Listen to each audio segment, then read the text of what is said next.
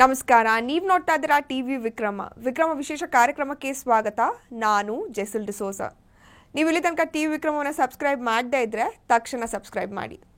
2 ದಿನದಿಂದ ತುಂಬ ಕುತೂಹಲ ಮೂಡಿಸ್ತಾ ಇರೋದು ಅಂದರೆ ವೈಸ್ ಪ್ರೆಸಿಡೆಂಟ್ ಜಗದೀಪ್ ಧನ್ಕರ್ ಅವರ ದಿಢೀರ್ ರಾಜೀನಾಮೆ. ಎಲ್ಲ ಸರಿಯಾಗಿದೆ ಅಂದುಕೊಂಡಿರುವಾಗಲೇ ಏನು ಹೀಗಾಯಿತು ಅಂತ ತುಂಬ ಮಂದಿ ಆಶ್ಚರ್ಯ ಪಟ್ಟಿದ್ರು. ಯಾಕೆ ಅನ್ನುವ ಪ್ರಶ್ನೆಗೆ ಯಾರೂ ಸರಿಯಾದ ಉತ್ತರ ಇನ್ನೂ ಕೊಡಲೇ ಇಲ್ಲ.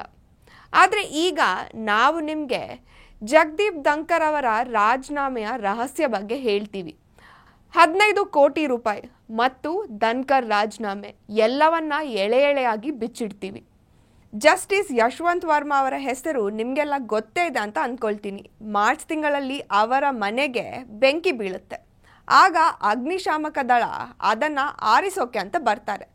ಆ ಟೈಮ್ನಲ್ಲಿ ಅವರ ಮನೆಯಲ್ಲಿ ನೋಟಿನ ಕಂತೆಗಳು ಅರ್ಧಂಬರ್ಧ ಸುಟ್ಟು ಕರಕಲಾಗಿ ಸಿಕ್ಕಿತ್ತು.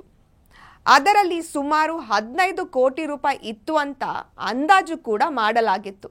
ಆದರೆ ಎಕ್ಸಾಕ್ಟ್ ಎಷ್ಟಿತ್ತು ಅಂತ ಗೊತ್ತಾಗಿಲ್ಲ, ಯಾಕಂದರೆ ನೋಟ್ಗಳು ಸುಟ್ಟು ಹೋಗಿತ್ತು. ಈ ವಿಷಯದಲ್ಲಿ ಸುಪ್ರೀಂ ಕೋರ್ಟ್ ಕಡೆಯಿಂದ 3 ಜಡ್ಜ್ಗಳ ಕಮಿಟಿಯನ್ನು ರಚಿಸಲಾಗಿತ್ತು. ಈ ಕಮಿಟಿ ಜಸ್ಟಿಸ್ ಯಶವಂತ್ ವರ್ಮಾ ಅವರನ್ನು ಆರೋಪಿ ಅಂತ ಕೂಡ ಹೇಳಿತ್ತು. ಡೆಲ್ಲಿ ಹೈಕೋರ್ಟ್ನಲ್ಲಿ ನ್ಯಾಯಾಧೀಶರಾಗಿ ಯಶವಂತ್ ವರ್ಮಾ ಅವರು ಕಾರ್ಯನಿರ್ವಹಿಸ್ತಾ ಇದ್ರು. ಅದಾದಮೇಲೆ ಅಲಹಾಬಾದ್ ಹೈಕೋರ್ಟ್ಗೆ ಅವರನ್ನು ಟ್ರಾನ್ಸ್ಫರ್ ಕೂಡ ಮಾಡಲಾಗಿತ್ತು. ಅಲಹಾಬಾದ್ ಹೈಕೋರ್ಟ್ನ ನ್ಯಾಯಾಧೀಶರು ಅದನ್ನು ವಿರೋಧಿಸಿದ್ರು.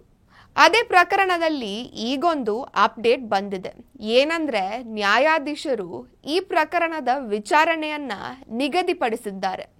ಇದಕ್ಕೆ ವಕೀಲರಾದ ಕಪಿಲ್ ಸಿಬ್ಬಲ್ ಅವರನ್ನ ನೇಮಕ ಕೂಡ ಮಾಡಲಾಗುತ್ತೆ. ನೋಡಿ, ಒಂದ್ ಕಡೆ ಸರ್ಕಾರಕ್ಕೆ ಸುಪ್ರೀಂ ಕೋರ್ಟ್ ಆದೇಶ ಮಾಡುತ್ತೆ, ನೀವು ಜಸ್ಟಿಸ್ ಯಶವಂತ್ ವರ್ಮಾ ವಿರುದ್ಧ ಒಂದು ನಿಯೋಗವನ್ನ ರಚನೆ ಮಾಡಿ ಅಂತ. ಅಲ್ಲೇ ಶುರುವಾಗಿರೋದು ಅಸ್ಲಿ ಮ್ಯಾಟರ್. ಈ ಮಹಾ ನಿಯೋಗದ ದೋಷಾರೋಪ ಪಟ್ಟಿಯ ವಿಷಯಕ್ಕೆ ಈಗ ಉಪರಾಷ್ಟ್ರಪತಿಗಳು ರಾಜೀನಾಮೆ ಕೊಟ್ಟಿದ್ದಾರೆ ಅನ್ನುವ ಮಾಹಿತಿ ಬಂದಿದೆ. ನ್ಯಾಯಾಧೀಶರ ಪ್ರಸ್ತಾವನೆಯನ್ನ ರಾಜ್ಯಸಭೆಯಲ್ಲಿ ಧನ್ಕರ್ ಅವರು ಸ್ವೀಕಾರ ಮಾಡ್ತಾರೆ. ಅದರಲ್ಲಿ ವಿರೋಧ ಪಕ್ಷದ ಸಂಸದರ ಒಪ್ಪಿಗೆ ಮಾತ್ರ ಇತ್ತು. ಆಡಳಿತ ಪಕ್ಷದ ಸಂಸದರು ಆ ಪ್ರಸ್ತಾವನೆಗೆ ಸಹಿ ಹಾಕಲೇ ಇಲ್ಲ. ಈಗ ಚೀಫ್ ಜಸ್ಟಿಸ್ BR ಗವಾಯಿ ಅವರು ಈ ಪ್ರಕರಣದಿಂದ ಸ್ವಯಂ ಅವರೇ ಹೊರಗಡೆ ಬಂದಿದ್ದಾರೆ. ಯಾಕಂದ್ರೆ ಅವರ ಪ್ರಕಾರ ಎಲ್ಲಿಂದ ಜಸ್ಟಿಸ್ ವರ್ಮಾ ಅವರ ಆಯ್ಕೆ ಮಾಡಿಕೊಳ್ಳಲಾಯಿತೋ ಅಲ್ಲಿಂದನೇ ನನ್ನನ್ನು ಕೂಡ ಆಯ್ಕೆ ಮಾಡಲಾಗಿದೆ. ಅಂದರೆ ಇಬ್ಬರ ಮೂಲ ಒಂದೇ. ಹಾಗಾಗಿ ನಾನು ಈ ತನಿಖೆಯಲ್ಲಿ ಇರೋದಕ್ಕೆ ಆಗೋದಿಲ್ಲ ಅಂತ ಹೇಳ್ತಾರೆ. ಸೊ ಈ ವಿಷಯವಾಗಿ ಒಂದು ಬೇರೆ ಕಮಿಟಿಯನ್ನೇ ಆದಷ್ಟು ಬೇಗ ರಚನೆ ಮಾಡಬೇಕು ಅಂತ ಹೇಳ್ತಾರೆ. ಜಸ್ಟಿಸ್ ವರ್ಮಾ ಅವರ ಪರ ವಕೀಲ ಕಪಿಲ್ ಸಿಬ್ಬಲ್ ಅವರು ನಂತರ ವಾದ ಮಂಡಿಸ್ತಾರೆ. ಕಪಿಲ್ ಸಿಬ್ಬಲ್ ಹೇಳ್ತಾರೆ, ಜಸ್ಟಿಸ್ ವರ್ಮಾರ ಪ್ರಕರಣದಲ್ಲಿ ತನಿಖಾ ಅಧಿಕಾರಿಗಳು ಕೇವಲ ಅವರಿಗೆ ಬೇಕಾದ ರೀತಿಯಲ್ಲಿ ಅಷ್ಟೇ ತನಿಖೆಯನ್ನು ನಡೆಸ್ತಾರೆ. ಜಸ್ಟಿಸ್ ವರ್ಮಾ ಅವರು ಏನು ಹೇಳ್ತಾರೆ, ಏನು ಸಮರ್ಥಿಸಿಕೊಳ್ತಾ ಇದ್ದಾರೆ ಅನ್ನೋದನ್ನು ತಿಳಿದುಕೊಳ್ಳುವ ಪ್ರಯತ್ನ ಕೂಡ ಮಾಡಿಲ್ಲ ಅಂತ ವಾದ ಮಾಡ್ತಾರೆ. ಯಾಕಂದರೆ ಜಸ್ಟಿಸ್ ವರ್ಮಾ ಅವರ ಮನೆಯಲ್ಲಿ ಮಾರ್ಚ್ ತಿಂಗಳಲ್ಲಿ ಈ ನೋಟ್ಗಳು ಸಿಗುತ್ತೆ. ಆಗಿಂದಲೂ ಅವರು ವಾದ ಮಾಡ್ತಾ ಇರೋದು ಒಂದೇ, ನನಗೆ ಗೊತ್ತಿಲ್ಲ, ಈ ದುಡ್ಡು ನಂದಲ್ಲ ಅಂತ. ಜೊತೆಗೆ ಆ ಟೈಮಲ್ಲಿ ನಾನು ಮನೆಯಲ್ಲೇ ಇರಲಿಲ್ಲ ಅಂತ ತಮ್ಮನ್ನು ಸಮರ್ಥನೆ ಮಾಡ್ಕೊಳ್ತಾರೆ.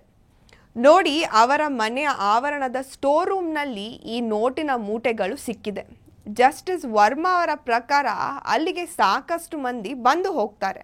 ಹಾಗಾಗಿ ಅದು ಪ್ರೈವೇಟ್ ಜಾಗ ಅಲ್ಲ.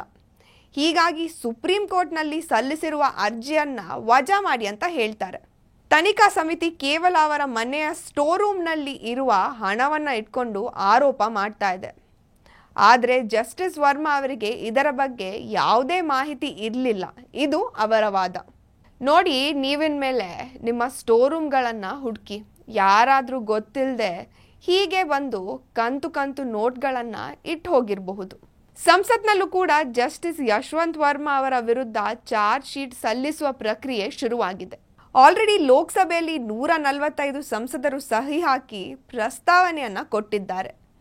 ಆದರೆ ರಾಜ್ಯಸಭೆಯಲ್ಲಿ 63 ವಿರೋಧ ಪಕ್ಷದ ಸದಸ್ಯರು ಸಹಿ ಹಾಕಿ ಪ್ರಸ್ತಾವನೆಯನ್ನು ಸಲ್ಲಿಸಿದ್ದಾರೆ.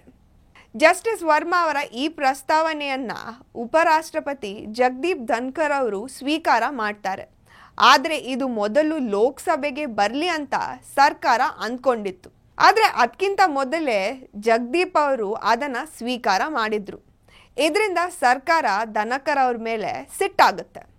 ಸದ್ಯಕ್ಕೆ ಇಷ್ಟೆಲ್ಲ ಬೆಳವಣಿಗೆಗಳು ನಡೆದಿವೆ. ಚೀಫ್ ಗವಾಯಿ ಅವರ ಜಾಗಕ್ಕೆ ಯಾರು ಬರ್ತಾರೆ, ಈ ಪ್ರಕರಣ ಯಾರು ನಡೆಸ್ತಾರೆ ಅಂತ ನೋಡಬೇಕು. ಮುಂದಿನ ಉಪರಾಷ್ಟ್ರಪತಿ ಯಾರು ಅಂತ ಕೂಡ ಕಾದು ನೋಡಬೇಕು. ಟಿವಿ ವಿಕ್ರಮ, ದೇಶ ನಿಮ್ಮ ಕೈಯಲ್ಲಿ. ಈ ಕಾರ್ಯಕ್ರಮ ನಿಮಗೆ ಇಷ್ಟ ಆಗಿದ್ದಲ್ಲಿ ಲೈಕ್, ಶೇರ್ ಹಾಗೂ ಕಮೆಂಟ್ ಮಾಡಿ. ಟಿವಿ ವಿಕ್ರಮದ ಕಾರ್ಯಕ್ರಮಗಳನ್ನು ನಿರಂತರವಾಗಿ ವೀಕ್ಷಿಸಲು ಸಬ್ಸ್ಕ್ರೈಬ್ ಮಾಡಿ, ಬೆಲ್ ಐಕನ್ ಒತ್ತಿ.